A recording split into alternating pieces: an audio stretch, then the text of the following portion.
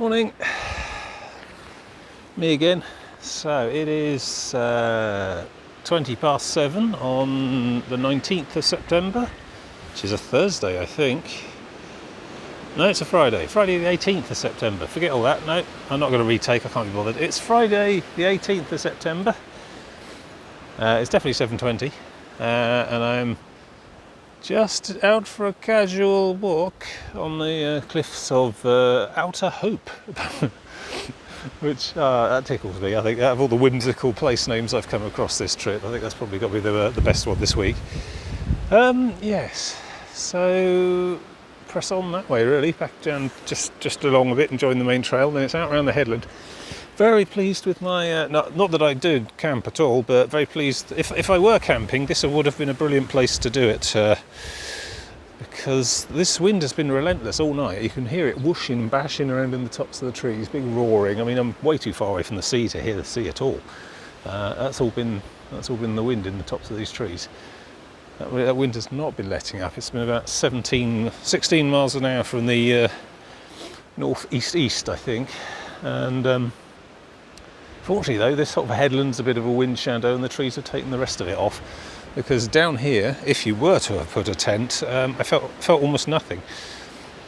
So that's worked quite well. I'm quite pleased with that choice. My wilderness survival skills are somewhat improving. I think I gained a point there, I levelled up.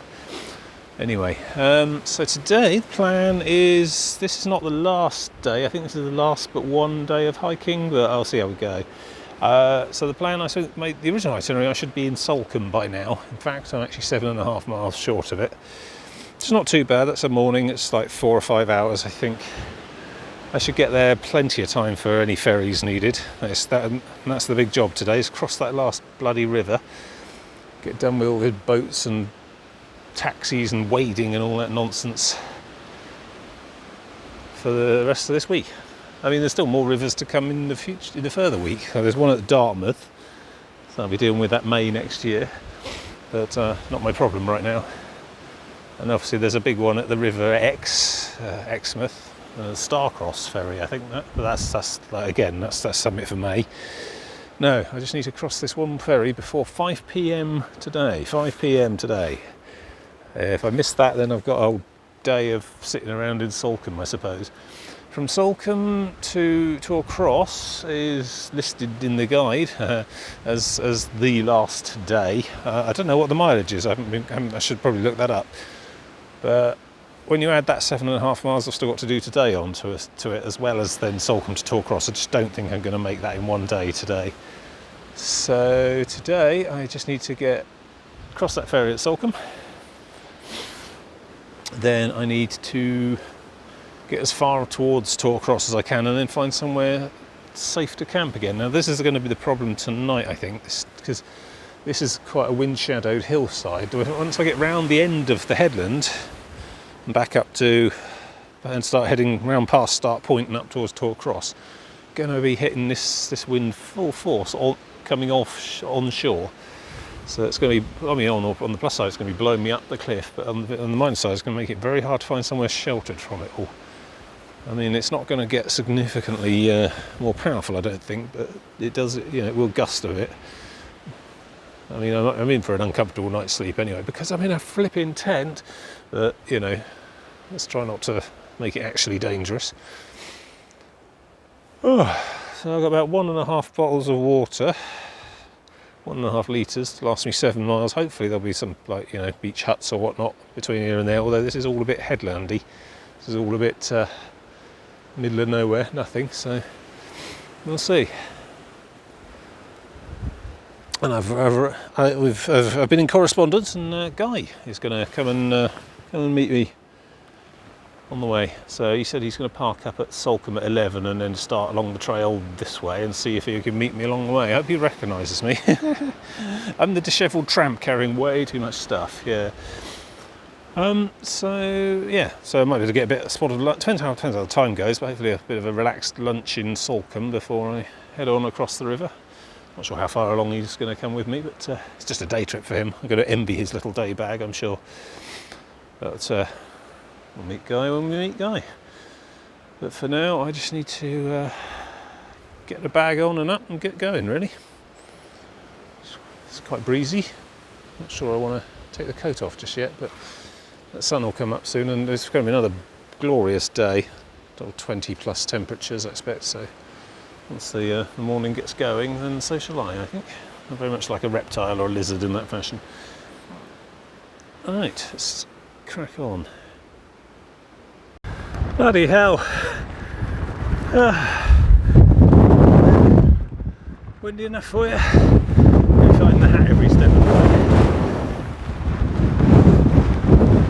way. Yeah, this is what the wind has really been like.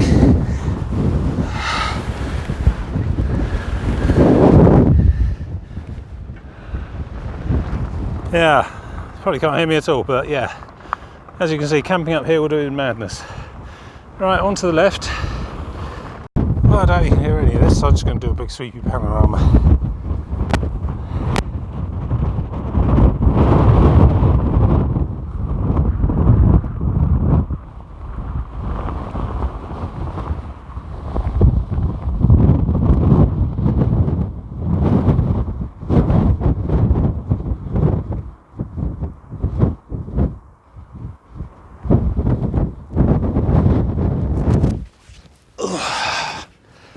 Found a tiny wind shadow, so I'm going to hide in it for a moment or two, get my bearings.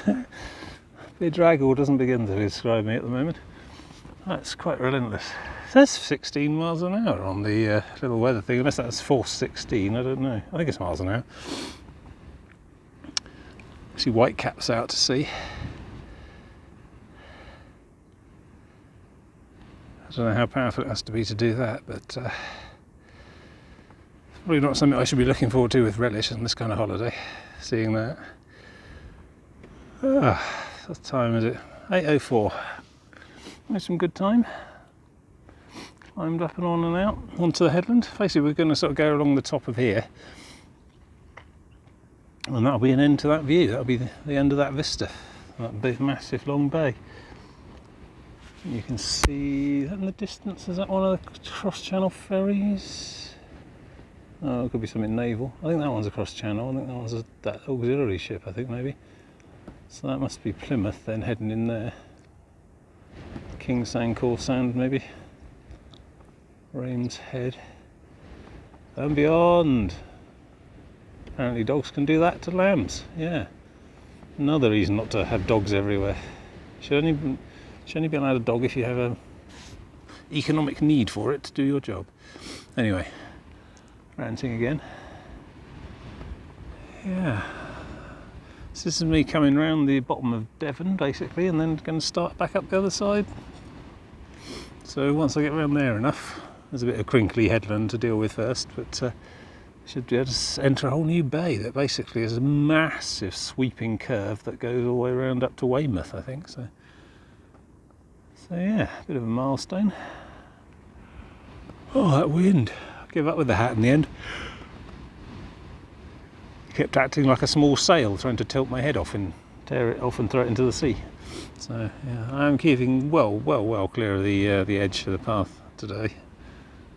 It is a physical press on you. It's enough to make you start to have to tilt, you know. And it's not going to stop today or tomorrow. The day after tomorrow, Saturday, is it? I don't know. I lost track again. It's Friday, so yeah, okay, so tomorrow it's going to rain, but later in the day, in the afternoons, hopefully I'll be basically in tour, or hopefully even on a bus or a train by then, so we'll see. But yeah, this wind's not going to let up for the rest of my hiking, so I'm going to have to just shut up and get on with it, really. Anyway, time for some water. Speak to you soon. Okay, it's a bit less crazy down here. Let's try doing some video. So here's a signboard. Bolt Tail, that's pretty much where I started today, and Salcombe, 4 3/4 miles. That's where I'm going to try and get to for lunch, certainly. It's good, yes. I'm coming on somewhere called Soar Point, I think, as in eagle soaring, not as in my feet. I don't know, my feet pretty much soaring this morning. I feel like I'm toughening up a bit, hardening somewhat. This is a fantastic scooped out bowl of a landscape with jagged rocks all over the rim. evidence of extraterrestrial intelligence, obviously. So Alpha Centauri mining quarry, probably. They just drop down, scoop a big chunk of rock, up they go. No, I don't know. Wind, rain. It's funny looking at all the trees. So you got these, like, I can't see any right now actually, which is annoying for illustrative purposes. But you know how trees near the coast tend to grow in a sort of bent over windswept thing. Well, they're being blown from completely the other direction today. They don't know what to make of it. Really is not prevailing wind at all, this. Very strange. Well, anyway, so I need to go down there and probably zigzag my way up that bit over there and then onward. Let's have a time check. 8:50. Doing well. Yeah, probably 1 o'clock probably for Salcombe. Who knows? We'll see how we get on. But yeah, doing all right. I think I'm hardening to this, to be honest. It does tend to happen in the last part of each week I've done so far. Body gives up, starts to put up, frantically throws on new fibres onto the muscles, that sort of thing. By the time I saunter in to get my bus or train home, I'm usually ready to do another day. But I don't know about this one though. This has been a long one, this one, so I think I'm quite looking forward to going home. But yeah, not hating it, just tougher than all the others so far, for a variety of reasons, I think. I'm hoping the May one's going to be easier. It's 1 day less again, so it's a shorter week, so that'll be good. Hopefully less mucking about with rivers. Still, we'll see. So I can't stand here gabbing away to you all day. I've got to get on. Oh, this is relaxing. You might almost think I'm not on some sort of out of bounds adventure gone terribly, terribly wrong. White Ferry in the distance. That must be the. I don't know if that's St Malo or Santander. Is it coming or going? It's aiming for Plymouth, certainly. This neck of the woods.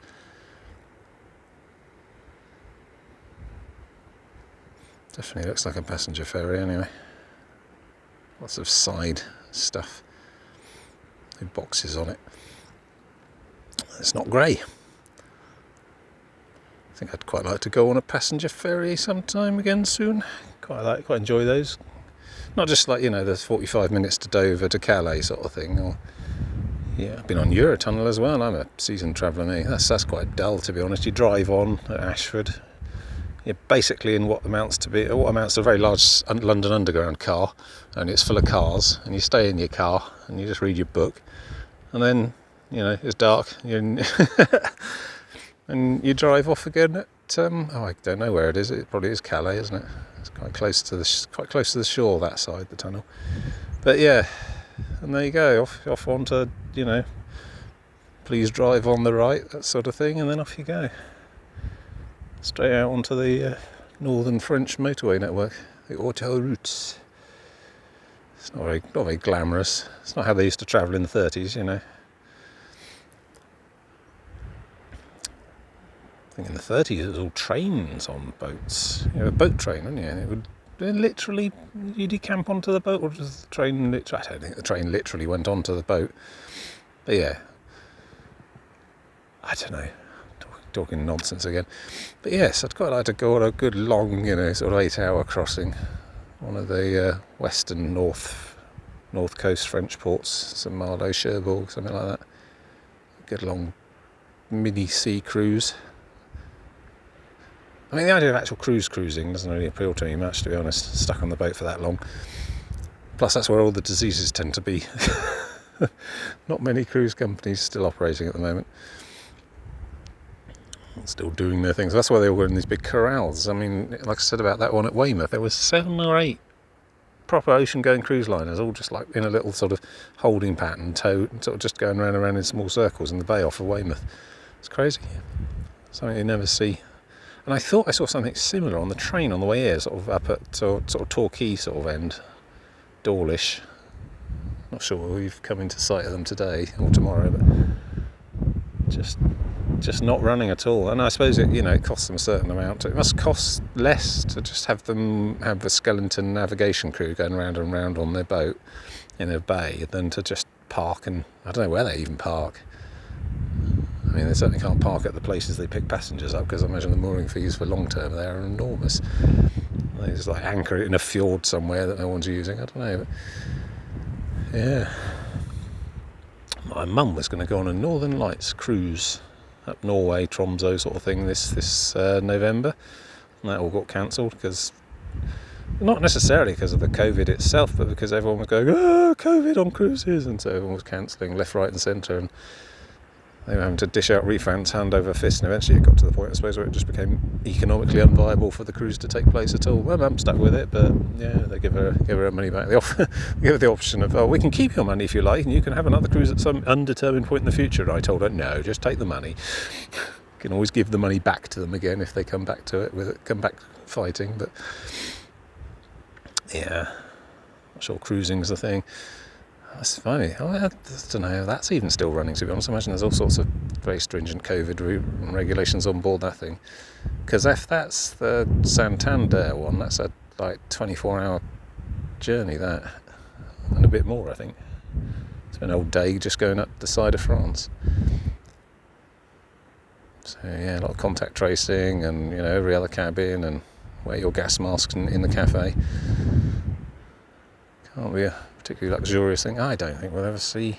It's going to take decades for this whole, stripy tape on the floor, please wear your face covering stuff to go away. I think it's just here. It's with us now. It's gone. It's jumped out the bottle, as it were, and it's everywhere enough now to be a pandemic. Yeah, so that's literally what the term means. Demic that is happening everywhere, as opposed to an epidemic, which is a demic that is centred on a certain place. I don't know, a bit like an epicentre for an earthquake. Good job earthquakes don't have pan centres then. That would be the entire planet going whoomp.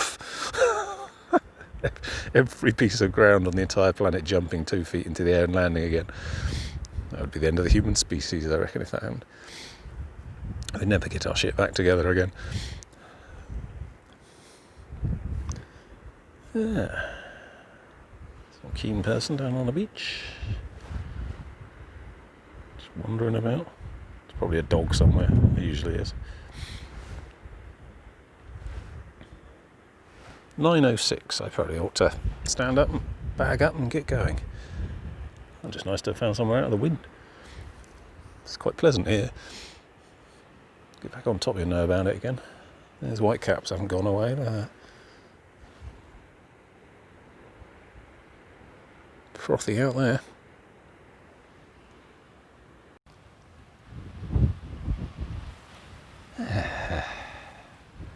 So what are you going to do when this is all over, Tim? Well, I don't know, I thought I might go back to staying indoors all the time forever and only going out for essential groceries and supplies, wearing a face mask. It's been a bit cheeky doing this holiday at all, to be honest. I don't know, loads of people seem to be out and about having their holidays and stuff. I think we're in for a grim winter, though. So I've been vaguely keeping in touch with the news about COVID. There's pretty much the whole north's heading into some kind of regional, not quite lockdown, but pretty much a lockdown sort of thing. This rule of 6 thing's been in effect all this week, and I haven't really noticed one way or another, to be honest. I haven't seen any gatherings of 7 people or more anywhere when I've been out, but I just can't imagine anyone around here has been taking it very seriously on their holidays. And yeah, track and trace apps may be ready eventually, probably.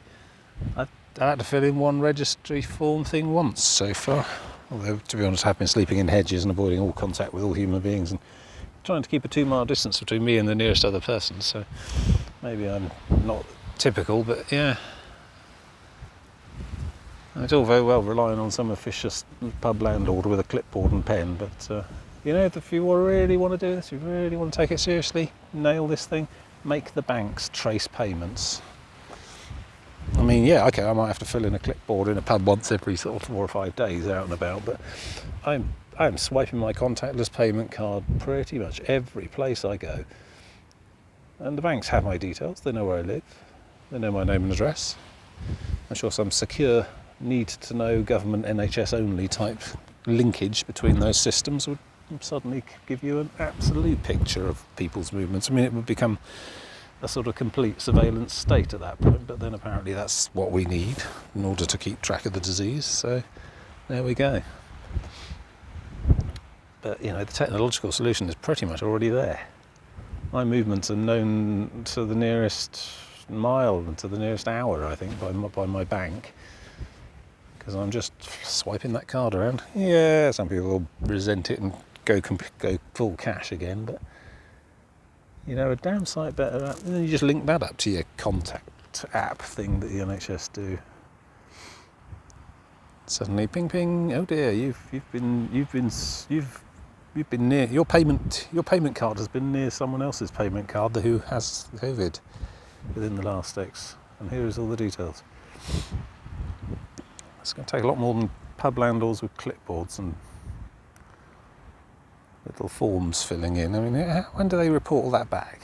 It only ever gets reported back, presumably, when some massive outbreak occurs in the area. Then all those clipboards have to go and be manually rounded up by some government official or another, and then they must be entered into some sort of computer, and then whoever's doing that has to be able to read all the handwriting. Seems very primitive, seems quite half-arsed, really.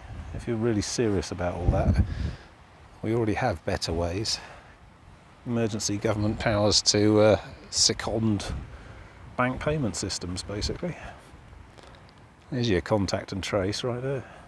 Super effective. Of course, once the emergency's over, it's going to be hard to let go of that kind of power, but I suppose that's how 1984 happens. Oh, we're fighting the disease, you know, everyone's got to do their bit. Oh, I don't know. Anyway, look, lovely day. Don't panic. Lots of options here. Had trouble pushing that gate open. God, it's mad. Ah! Oh, must be getting near civilization. Look, a handrail. Luxury. I don't know, these city folk and their safety. Good, yeah, about a mile from Salcombe, I think. Could do with a long lunch stop. That's Salcombe. Last but one stop, last river. Hopefully some lunch.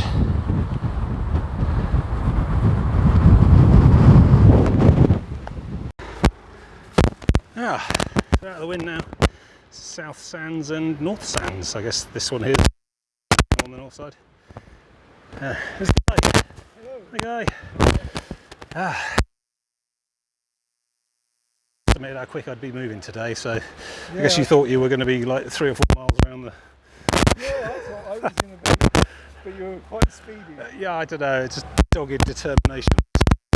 But yeah, oh, it's good to be in civilization again. Oh, brilliant, that burger. Have you been, no, South Milton? I don't know if I know South Milton by name of yeah. village. Yeah, there's like a National Trust cafe there, which I didn't spot until after the burger van. But I saw this burger van there and I thought, what, eh?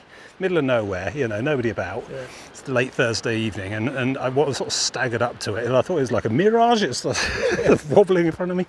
So I ended up, going mad with, it's like a sort of really high-end country fare, gastro sort of burger van thing. It's brilliant, really good. So I've actually eaten fairly well fairly recently, but give me everything. Yeah, exactly.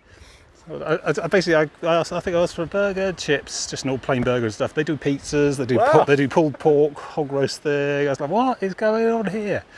So I had the standard burger and the chips, and I had two cans of drink, please, and just horsed one completely in front of him. It was just no dignity there at all, but it was really good. So I recommend that, yeah, if you're if you're out and about.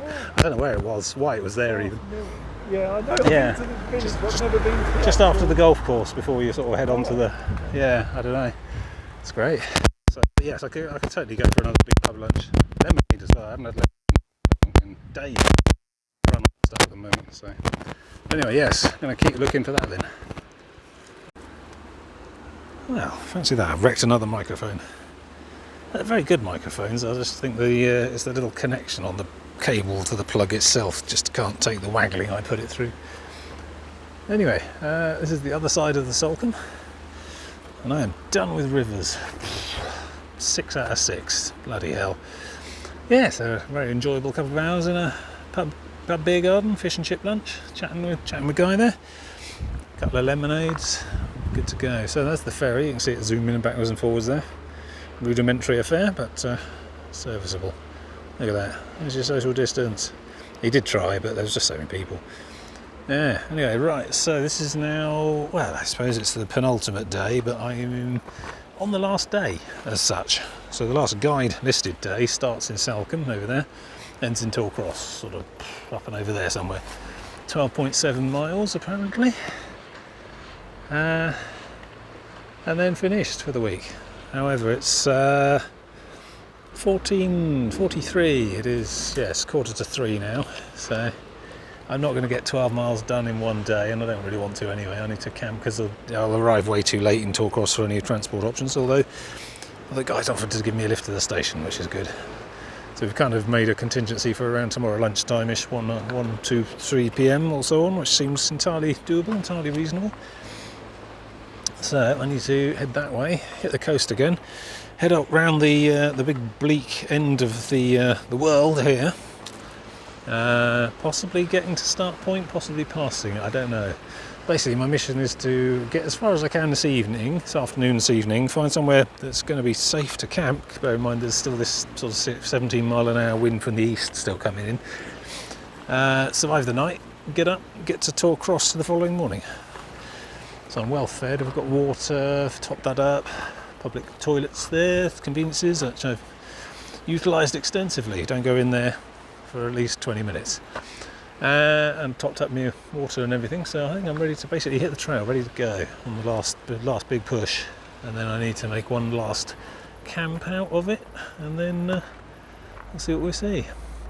Bit of cloud cover now, so that's taken the edge off the heat, but the wind's still there, so it might get a bit cold, but generally I can solve that by just marching harder. So I'm going to make a move onwards. Here we go. Interesting. Some sort of bridge across the road here.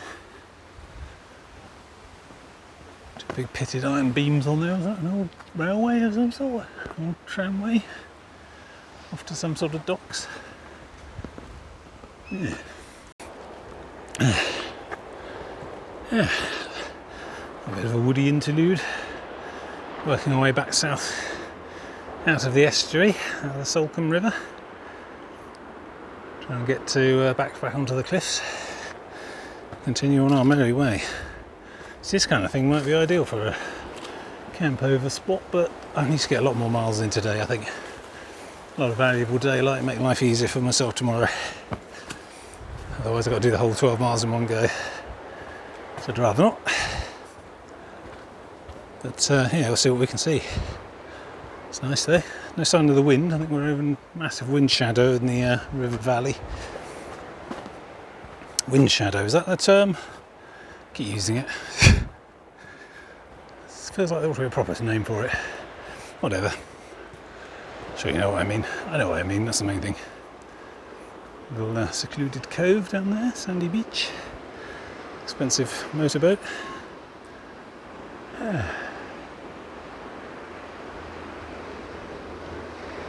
Yeah, super expensive houses all along here, I'm sure.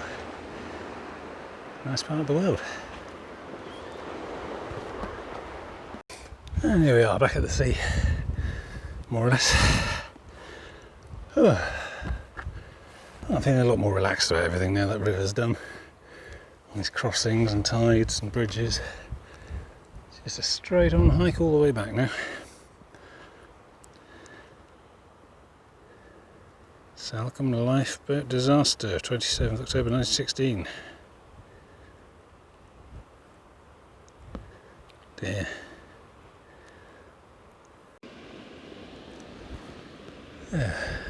A bit more time for calm reflection now. This is quite a nice wind shade. Not nearly far along enough for today though, it's not camping here, but it's just a nice view.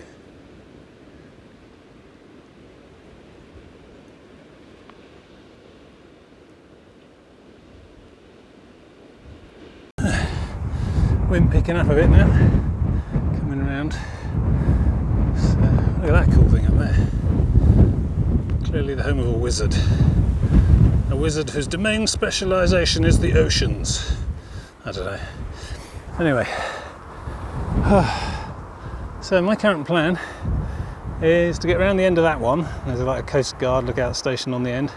That leads me onto a small stretch which runs sort of northeastward, where the wind is probably going to be a bit stronger.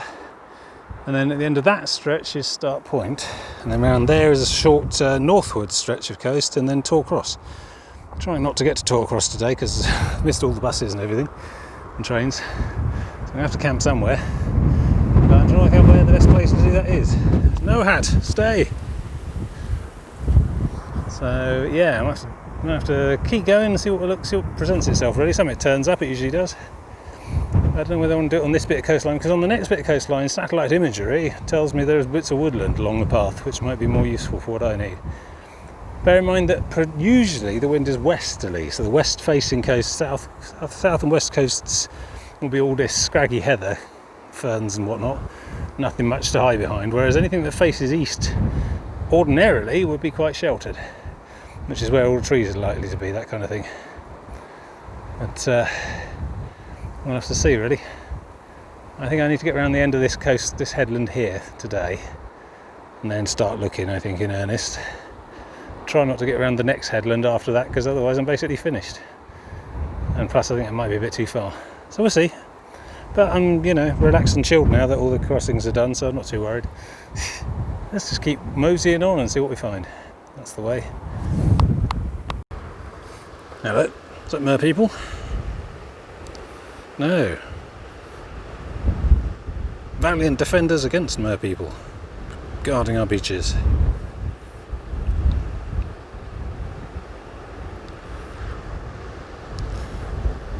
Yeah.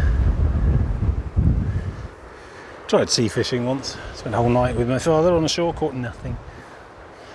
Quite disappointment. So I imagine people do catch fish or they wouldn't keep coming back. Maybe we had the wrong bait or something. Yes. There's people out actually on the trail still. That was a good sign.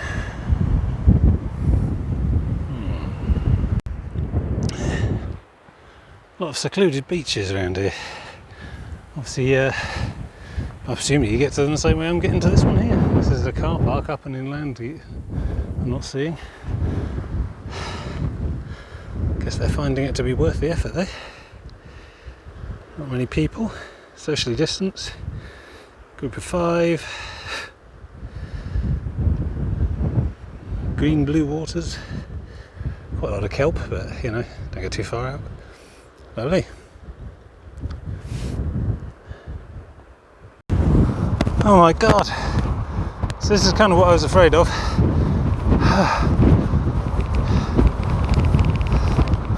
This is Prawl Point, and over there is Start Point, and just the other side of that in a bit is Torcross. The trouble is, this wind on this facing is lethal. I will just get ripped to bits if I put the tent up on this side, so I'm going to have a bit of work cut out for me as I try and find somewhere worth pitching. I'm going to sit and have a bit of a rest first anyway. I've got about 2 hours till dark. I don't even know if you can hear this at all.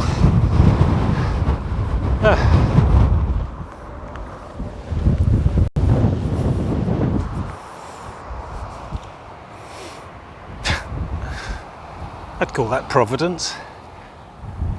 Some old abandoned Second World War bunker, I think. I don't know though, it shows evidence of extensive littering. Some other tramp might have first dibs on this before me. It doesn't smell too great.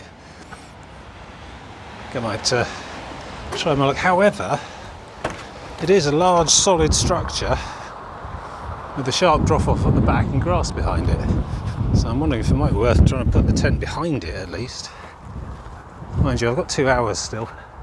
Could press on. Don't know. Strange thing.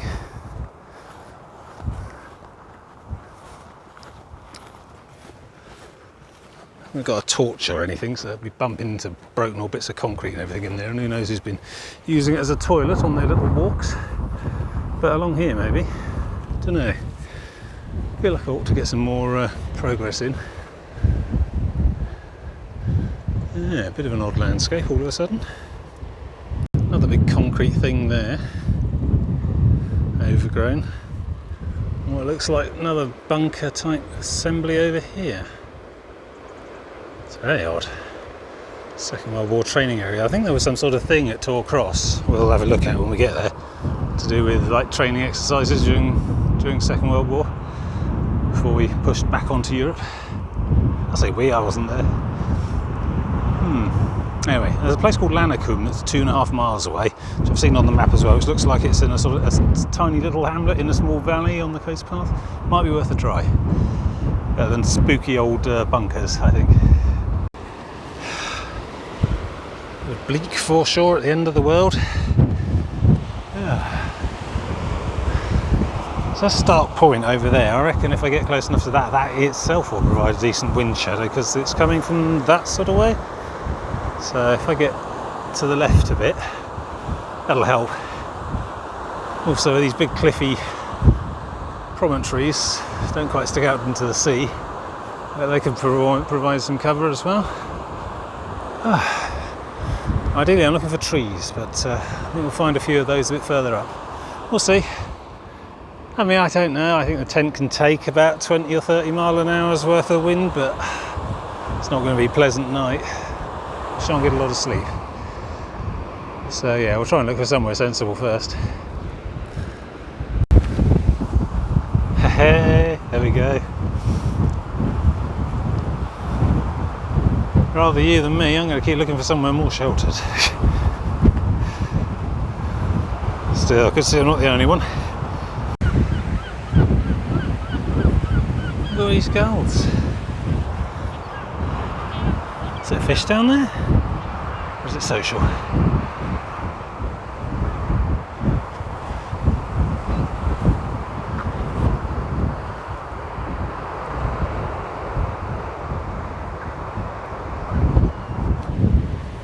Let's not look up with my mouth open. It's weird, it has died off. Just about the time I passed the end of the start point and in the direction of the wind. Probably is casting some sort of wind shadow. Oh, that's good. That's blocking the windbreak. Is that the word I'm looking for? Anyway, whatever. That's making it easier this side. I could probably find anything along here then. As long as I don't go up and over the point itself today, which I've no intention of doing. It's far too far. Yeah. Oh, this might not be so bad after all then. Just need to wait for it to get dark and find somewhere clandestine. Yeah. I'm more clandestine than that guy anyway. I don't know, some people just don't care.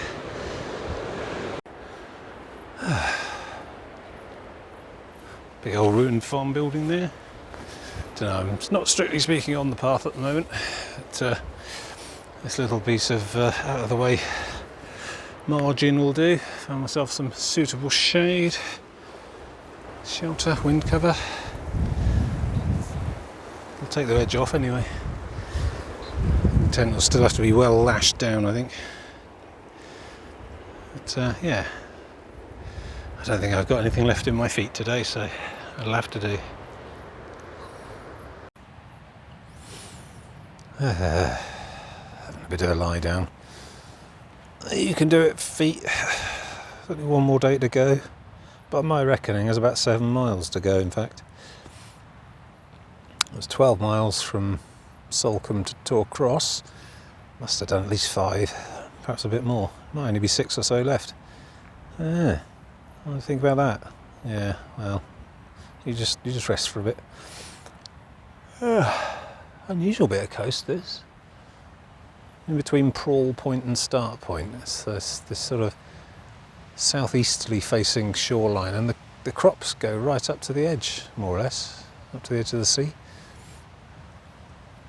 With trees and hedges and stuff. I mean, all indicators that ordinarily the prevailing wind doesn't strip this landscape bare. It isn't all just like ropey old ferns and nothing else. But of course today the wind's in a weird direction, so it's all getting a bit of a blast. I think I'm okay behind here though, and also tucked somewhat behind that sort of hillside there as well. Takes the edge off also, so I think I'll be fairly safe where I am. Don't know, matey in the silver tent down there, he didn't look like It is behind a low hedge, but it looked like he was side onto the wind, so I don't know. Maybe his tent's fine. It looked like a more advanced design than mine, to be fair. It was quite blowy down on that corner. Oh yeah. And this must be a lovely place, normally, apart from this wind. Tranquil, summery, sort of, you know, late summers on this coast, the climate and so on. I think we're on the bottom of Devon, certainly, if not the world. So yeah, once we get around Start Point tomorrow, which is over there, we'll start heading north, basically, and then starting gradually changing to northeast, and then eventually north, and then eventually east again, working our way up the Devonish coast. That's Torquay and things like that. Things to look forward to another time. I could do with quite a way off, quite a few weeks off actually, months even. So that'd be a job for me. Yeah. Day of contrasts with crazy wind-blasted hills and everything, and then relaxed luncheon in inland river estuary towns. Nice. Sun sort of got a bit clouded out towards the end of the day, and then that Prawl Point was just a bit bleak. But here I am now at the end of the day. I found somewhere more or less suitable. Very tempted just to start cracking on with it, but that's not really in the spirit of ninja camping. Just wait for it to get a bit darker at least.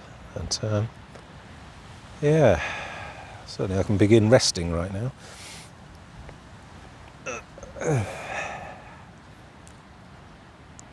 Yeah, very glad to be done with all the bloody ferries and stuff. It's been a nightmare week for that.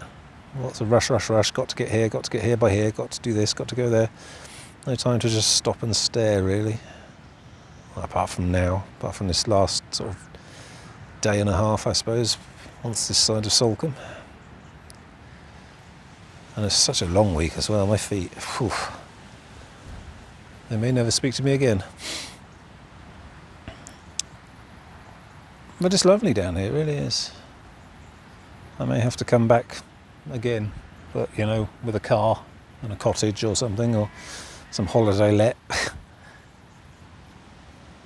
caravan site, whatever. Just do it with a bit of luxury.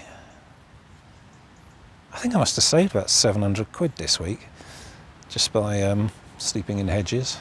I mean, there are other prices to be paid, certainly, but well, assuming the average price of £100 a night for a reasonable hotel room, I mean, some B&Bs will be cheaper, I suppose.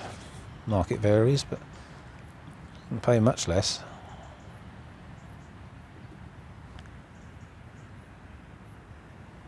Has its perks, living like a tramp. However, I'm definitely gonna need a bath and a shower and another bath when I get home. I'll probably spend all Sunday washing myself, scrubbing myself in the shower and crying. But yeah, it's nice. But yes, I'm looking forward to getting home, to be honest. It's been a week doing this, and you know, teaches you perspective in many ways. Well, more time to kill till D-Day, and then I shall try and get a night's sleep, and then yeah, reckon I'll probably hit Torcross tomorrow around, I don't know, sometime between 11 and 2. And Guy there's very graciously offered to give me a lift to the station, so I don't have to muck about with the buses and so on. Just get straight to a train station. I'll need to stock up a big old bag of junk food for the train journey. It's going to be about 4 hours, and they don't do trolley service thanks to COVID, so I have to bring my own food with me. And as I said before, yeah, everyone else on the train will be wearing masks, so that will help them not smell me too badly. But I shall be enforcing my own social distance by simply reeking. That's how I do it. Anyway, so yeah, half day tomorrow, to be honest, 6-7 miles at most. which is good. So in a way, I don't know, I mean, I was sort of plumping for a Friday finish, I think, because of my half-day super start on the Saturday at Par.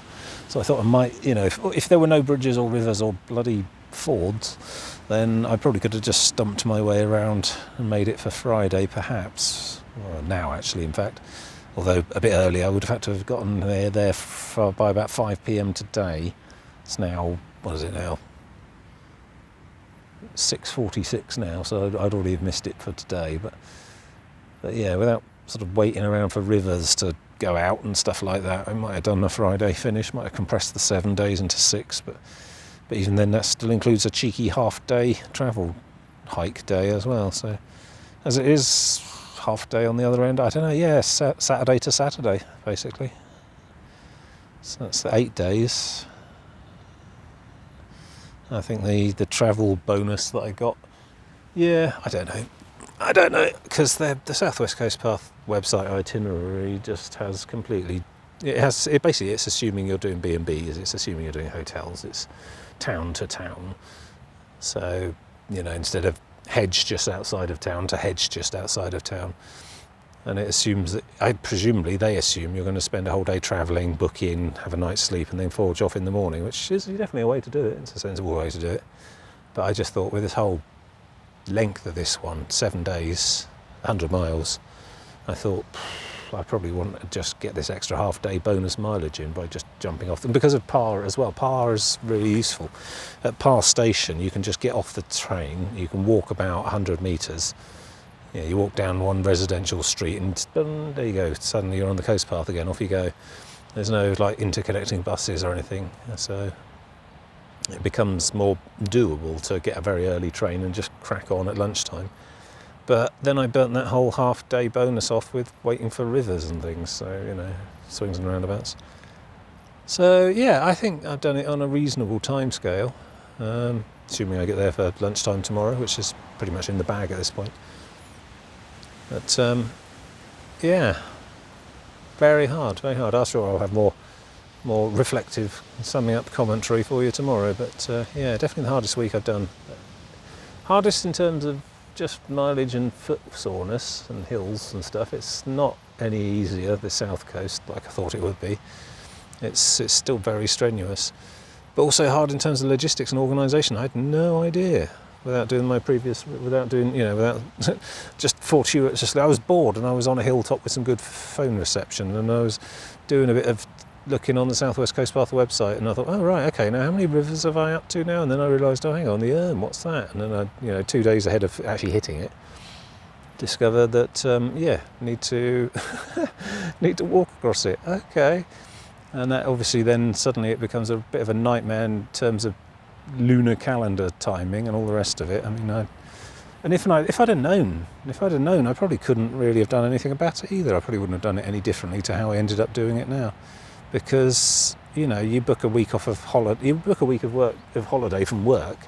You tell work you're going on holiday at this X date. You can't suddenly say, oh, actually, can we move that 3 weeks later because the moon's not right?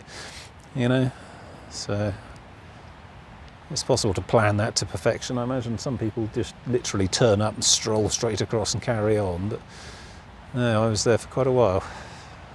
I got there about sort of not 24 hours too early. Yeah, I got there about 20 hours, I think about 18 hours too early, I think, in the end, because turned up just as it was high tide and then had to wait for a low tide, and that was at midnight, so I couldn't do that. Still wonder if I could have given that a go. My God, I couldn't have given that a go. It was so treacherous. It was easy enough, but the feet, you need bring flip-flops, for the love of God. If you're going to do this stretch of South West Coast Path, bring flip-flops is my big advice. Just hang them on the back of the backpack, bring them with you for the whole rest of the week. People will go, oh, you got flip-flops on the back. And then you'll just be able to stroll calmly across the water. It's cold, it's fast moving, but it's just the pointy little stones all along the bottom. Ow, ow, ow, ow, ow.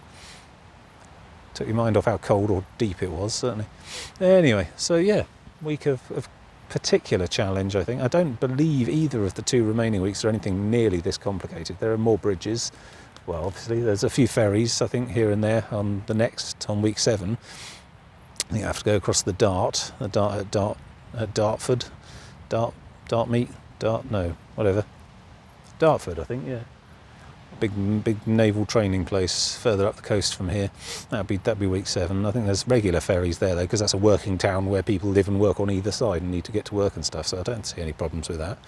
At some point, I'm going to have to cross the Exe, the big river that leads up to Exeter. And again, I don't see any problems with that. I can see that being a big old regular thing, rather than it's a seasonal thing. We stop at 4, if it's during the week, and we don't run at all on a Sunday, that kind of thing. But then beyond there, I think it's going to be fairly easy going most of the way back. We'll see. Anyway, so yeah, I just can't waffle at you until it gets dark. I'll run out of phone space and battery. But yeah, quite a day, but not as bad as some of the other days. But a difficult week all in all, yeah. Looking forward to wrapping it up tomorrow. Anyway, I'm going to probably put the camera and microphone things away. So see you tomorrow for a triumphant finish.